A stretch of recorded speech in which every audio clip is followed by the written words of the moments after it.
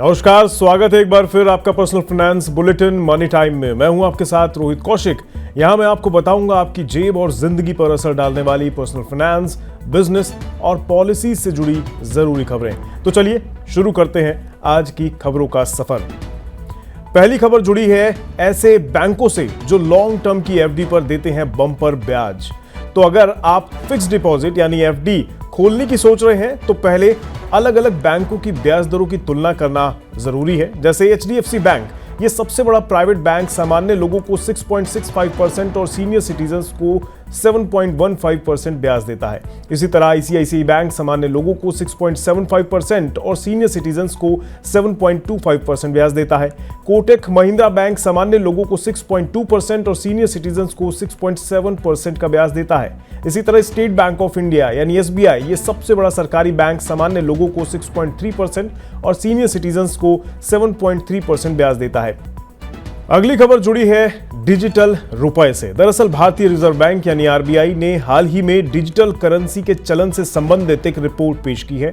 RBI के आंकड़ों से पता चलता है कि सिर्फ 2 साल में ही इसमें 180 गुना की बढ़ोतरी हुई है। मार्च 2023 में डिजिटल रुपए का रिटेल प्राइस 5.7 करोड़ रुपए था। ये मार्च 2025 में बढ़कर 1016 करोड़ से अधिक हो गया है। जानकारी के लिए आपको बता दें, डिजिटल रुपया एक डिजिटल करेंसी है। ये आरबीआई द्वारा ही जारी किया जाता है। ये भारतीय रुपए का टोकन फॉर्म है जो डिजिटल रूप में मौजूद है। बैंक ग्राहकों को एक ऐप उपलब्ध कराता है। इस ऐप में कंज्यूमर अपने खाते से आईएनआर का डिजिटल रुपए में बदल सकते हैं और स्कैन कोड का उपयोग करके लेन देन शुरू कर सकते हैं।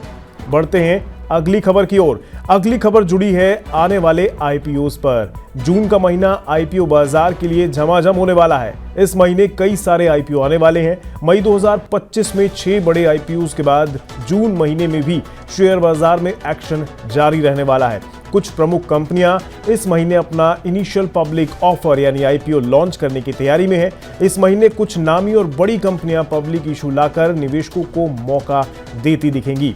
इनमें NSDL, Shri lotus developers, Indo gulf crop sciences, travel food services और लक्ष्मी इंडिया फाइनेंस जैसी कंपनियां शामिल हैं। हालांकि अभी इन आईपीओ की सटीक तारीख की घोषणा नहीं हुई है, लेकिन मीडिया रिपोर्ट्स के मुताबिक ये सभी इशू जून में लॉन्च हो सकते हैं।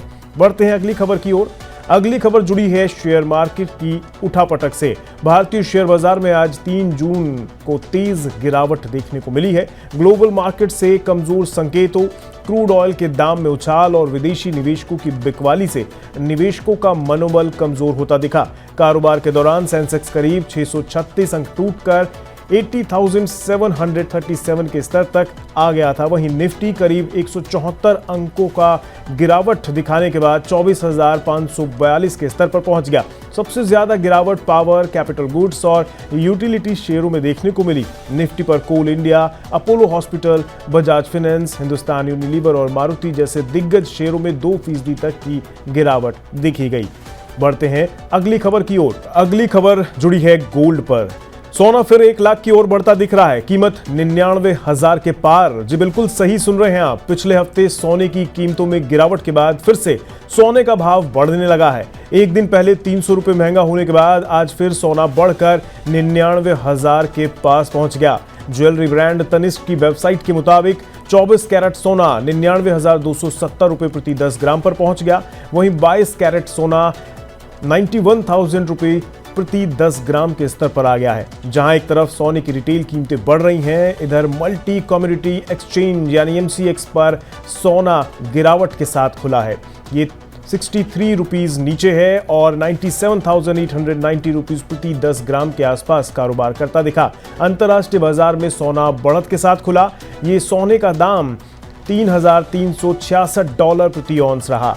बढ़ते हैं अगली खबर की ओर। जब एफडी पर ब्याज दरों को घटाया जा रहा था तो आरबीआई का रेपो रेट को लेकर एक प्लान है। आपको बता दें, आरबीआई हर 2 महीने बाद रेपो रेट की समीक्षा करता है। साल 2025 में फरवरी और अप्रैल महीने में रेपो रेट में 2 बार कटौती की जा चुकी है। दोनों ही बार रिजर्व बैंक ने 0.25% की कटौती की, जो कुल मिलाकर अब 0.50% हो जाती है।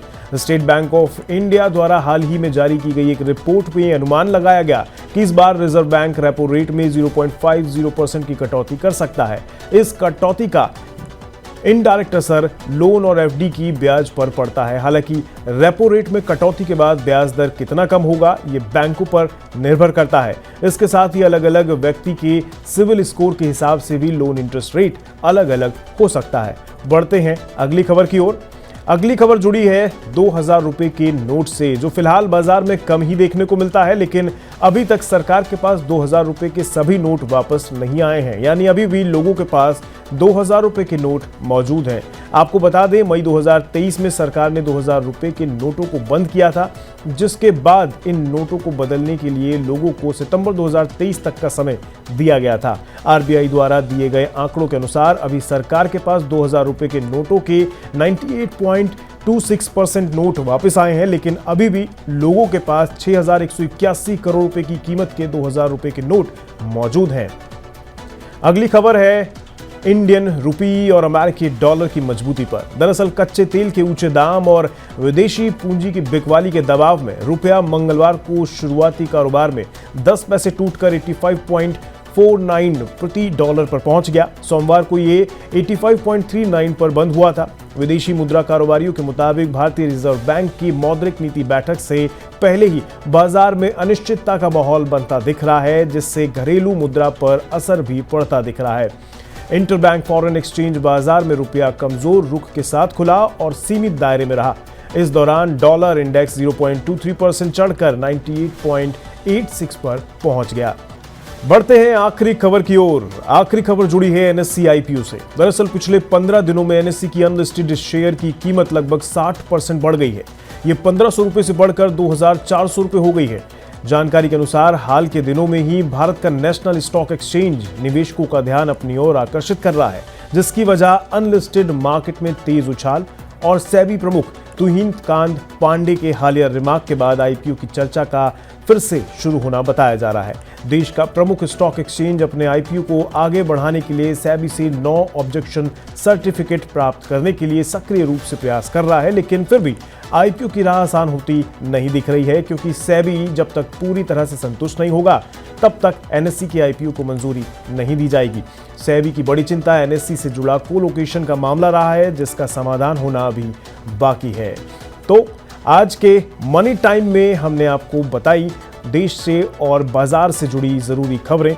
उम्मीद है आज के मनी टाइम में आपको कुछ ना कुछ नया जानने को मिला होगा। मिलेंगे फिर किसी दिन नए शो के साथ। दीजिए इजाजत, नमस्कार।